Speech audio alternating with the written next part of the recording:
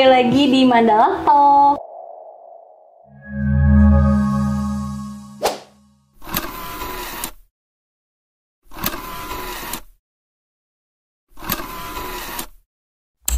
Kali ini Nisa lagi bareng Dr. Roy. Halo dok. Halo.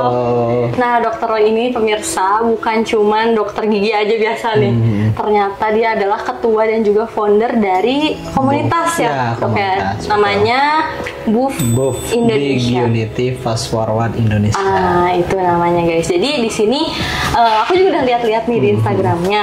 Kira-kira dok BUF Indonesia itu tuh tentang apa sih komunitasnya gitu? Oke.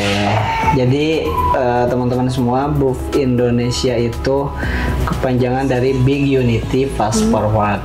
Jadi sebuah komunitas yang besar yang harapannya itu bisa mewadahi circle-circle yang ada di Indonesia, khususnya pemuda gitu ya. Jadi BUF Indonesia ini itu adalah komunitas berbasis circle pertama di Indonesia yang kami dirikan di tahun 2021 ya. Pas Covid waktu itu. Nah, kenapa tuh dok pengen ngediriin komunitas yang berbasisnya circle gitu? Oke.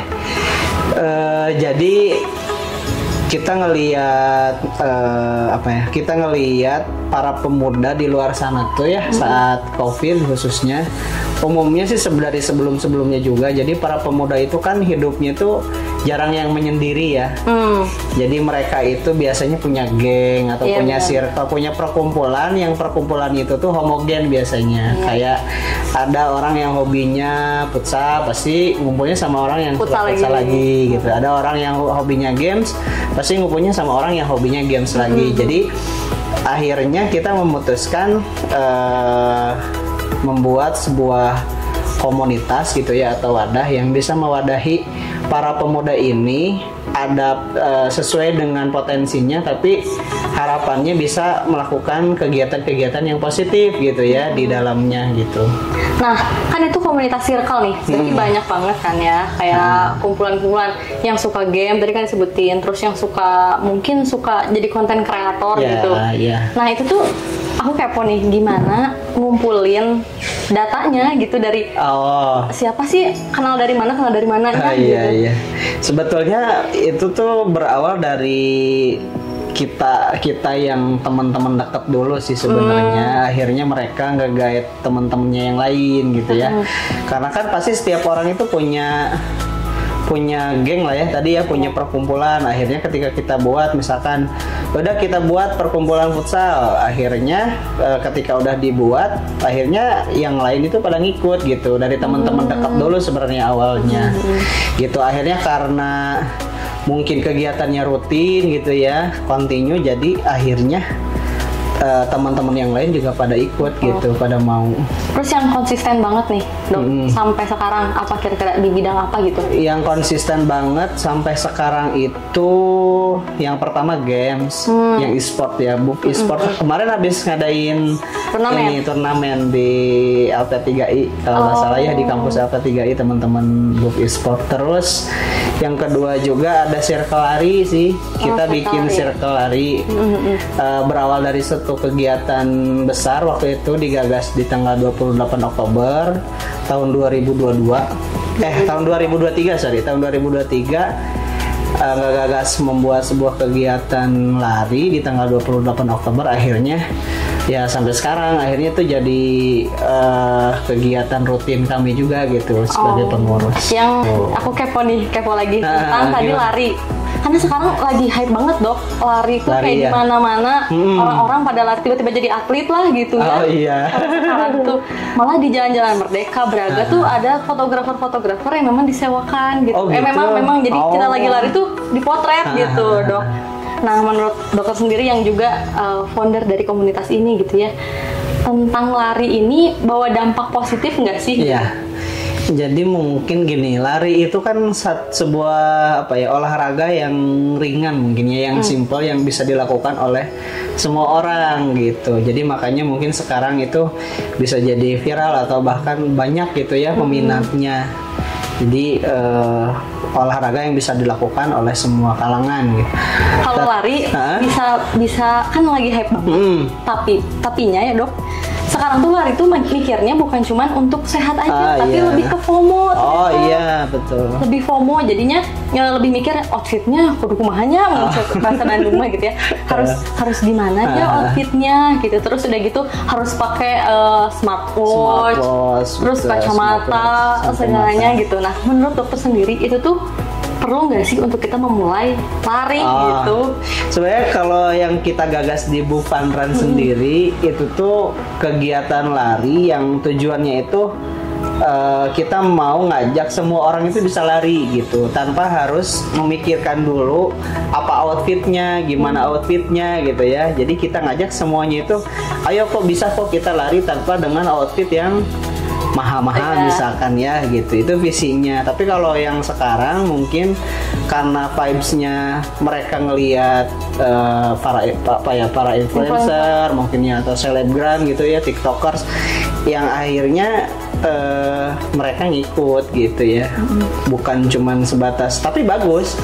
Artinya dengan kondisi semakin banyak orang yang lari dengan hanya tujuannya adalah untuk tadi FOMO atau hanya sebatas dapat fotonya aja gitu ya, akhirnya kan orang kepicu untuk olahraga itu justru jadi bagus ya? Gitu.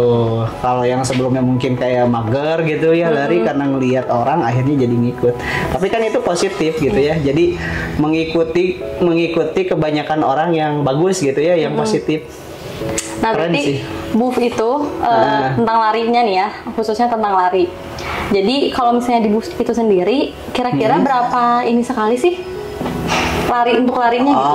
Kalau event besarnya kita ngadain 1 tahun sekali. Satu tahun sekali di tanggal 28 Oktober.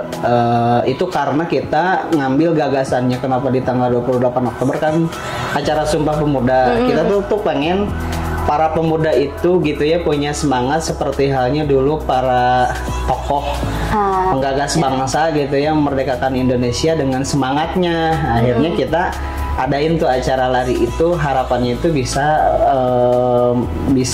semakin semangat gitu ya. Bisa sharing nggak dok, gimana prosesnya bisa sampai ngadain event itu? Karena itu event gede banget nih, menurut aku gede banget. Bandung, iya gitu, Kota Bandung gede banget. Gimana struggle-nya Terus kan banyak banget nih kalau ada event lari kayak gitu, biasanya macet pertama, terus udah gitu biaya biasanya tuh biasanya mahal tuh ikut-ikut kayak gitu. Nah kalau di Buff sendiri gimana? Iya, jadi waktu itu di Buff sendiri persiapan itu kurang lebih 1 bulan. 1 bulan aja.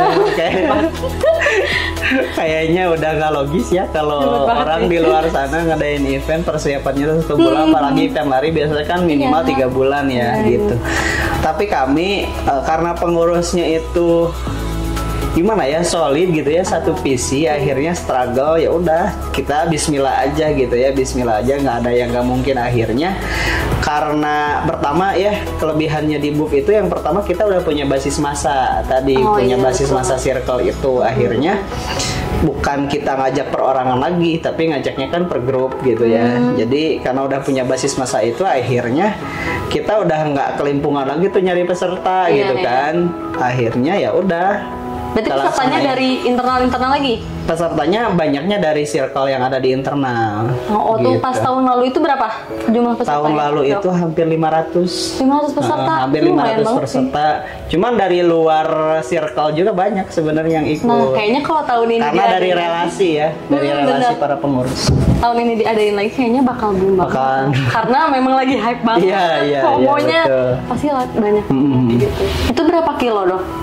Kemarin kita ngadainnya 5 kilo dan alhamdulillah dengan event lari 5 kilo itu kita nggak membuat orang itu jadi gaduh gitu ya di jalan, karena kan kita benar-benar aksesnya kita tutup gitu. Itu dari mana treknya? Itu teh kemarin dari startnya tuh dari itu Lapang Saparua. Lapang Saparua. Terus finishnya juga di Saparua. Finishnya di Lapang Saparua lagi. Oke. Kalau rutenya saya lupa rute aslinya ya. Iya. Kalau start sama finishnya di Lapang Saparua. Aku penasaran kenapa dari dokter gitu. Dari dokter tiba-tiba membentuk komunitas gitu. Penasaran kenapa bikin komunitas? Karena seneng aja berkegiatan. Aku tuh dari dulu dari SMP SMP kan udah jauh dari rumah, jadi sering tinggal di sekolah, jadi ikutan organisasi pramuka OSIS gitu. Udah basicnya memang udah senang berkegiatan aja gitu, meskipun sekarang udah berkeluarga gitu ya, tapi ya istri juga ngedukung buat ngadain bikin kegiatan-kegiatan gitu. Pusing nggak sih dok? Enggak, senang justru puas. Soalnya di pikiran aku dokter adalah orang yang sibuk banget. Enggak juga. Belajar gitu, pusing banget gitu di pandangan aku. Kayaknya nggak sempet deh untuk ngurus-ngurus hal-hal lain gitu di luar itu. Gitu. Sebenarnya dokter itu kerjaannya lebih santai sebenarnya, karena kan kerja juga kalau biasa sehari sip-sipan kan kita, nggak full day juga. Kecuali mungkin mahasiswa kedokteran. Ya, kecuali masih mahasiswa. Itu sibuk full banget itu mah. Jadi ya gitu ya, berangkatnya dari ya emang senang aja gitu. Nah, baik lagi soal ini, soal dari segi kesehatan mungkin, karena ngobrol sama dokter kebetulan ya. Tentang balik lagi ke lari nih tadi. Sebenarnya nih dok, lari dengan teknik yang kayak gimana sih untuk melatih jantung gitu, biar kan kadang ada yang lari asal lari aja gitu ya, ikutan FOMO tadi gitu, padahal kan sebetulnya mungkin ada teknik-tekniknya sendiri gitu untuk lari itu. Nah menurut dokter kayak gimana sih gitu yang baik dan benar? Lari teknik yang benar itu kan sebenarnya kan lari itu kan ada yang aerob, ada yang anaerob ya. Kalau yang aerob itu lari biasa aja jogging. Kalau yang anaerob itu yang dia larinya tuh cepat kayak sprint gitu kan, itu kan larinya cepat. Tetap sih kalau menurutku tergantung keperluannya buat apa gitu ya, dan dua-duanya bagus, mau aerob mau anaerob bagus untuk melatih jantung, untuk melatih fisik juga bagus ya. Dan sebetulnya lari tujuannya juga bukan hanya untuk, mungkin banyak orang di luar sana olahraga tuh lari pengennya tuh diet gitu ya. Iya benar. Padahal mah kan bukan itu gitu tujuan dari lari, bukan cuman itu gitu gitu. Tujuannya kan tadi salah satunya adalah melatih jantung gitu. Kita supaya tetap sehat. Nah berarti untuk lari itu harus nggak sih dok untuk ngelakuin pemanasan sebelum kita mulai lari gitu? Itu mah harus ya, wajib ya, suatu hal yang wajib kayaknya itu yang nggak boleh ditinggal ya. Pemanasan, peregangan, biasanya kan harus ya, stretching gitu harus. Kira-kira minimalnya berapa menit sih kalau misalnya untuk stretching kayak gitu? Minimal paling berapa ya? 10-15 menit mungkin ya. Jadi biar terewas sebenarnya. Iya, kan otot kita biar nggak kaget ya. Oke. Biasanya kalau nggak peregangan justru jadi kram nantinya, jadi makin sakit. Jadi olahraga yang baik itu adalah olahraga yang setelah olahraga badan kita tuh nggak sakit. Biasanya kalau orang lari, baru aja larinya itu memulai gitu ya, udah dipaksa lari karena tadi FOMO tadi udah langsung 5 kilo atau 10 kilo padahal yang namanya olahraga itu ya tadi kan menyehatkan tubuh, jangan sampai setelah olahraga malah jadi sakit gitu. Ya, berarti sebenarnya harus bertahap mungkin gitu. Betul, kalau misalnya mau harusnya ikut bertahap. Kayak gitu. Sebelum lari yang 5 kilo misalkan, dibiasakan dulu yang 2,4, biasanya 2,4 kilo, atau kalau di sekitar lapang UPI atau lapang Gasibu itu sekitar 6 putaran lah gitu. Nanti baru yang 5 kilo. Nah kalau untuk pemeliharaan biasanya sih di 5 kilo.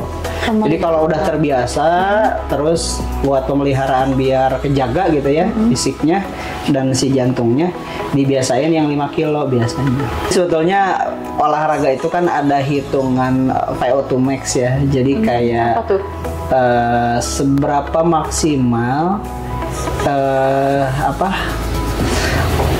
maksimal oksigen yang ada pada tubuh kita untuk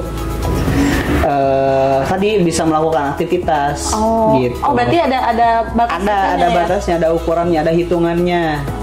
Jadi misalkan batas maksimal teteh olahraganya misalkan di 15 menit. Itu teh berdasarkan hitungan. Kalau lebih dari 15 menit biasanya justru jadi malah bukan sehat ya gitu, karena lebih dari batas maksimalnya. Kayaknya kan sebelum olahraga tuh memang harusnya tadi ada hitungan-hitungannya gitu. Biar lebih inilah ya, biar nggak efeknya malah jadi sakit gitu iya, ya. Kita harus tahu juga berarti sebetulnya kayak gitu. Ya kan ada orang yang habis olahraga sampai pingsan. Itu tuh terlalu memaksakan, dia melebihi ambang batas maksimal oksigen yang ada pada tubuh gitu. Cara ceknya gimana tuh? Ada rumusnya. Oh, ada rumusnya. Udah, tapi saya kayaknya nggak. Iya, kayaknya. Ada rumusnya. Bisa search lah. Oh, itu berarti bisa ya? Berarti bisa kita hitung sendiri. Bisa dihitung sendiri. Mudah hitungnya. Untuk teman-teman Gitu. berarti ini tips yang sangat bagus ya, apalagi yang udah baru mau mulai mencoba olahraga. Ya, intinya jangan olahraga di luar batas maksimal kemampuan tubuh kita gitu. Iya.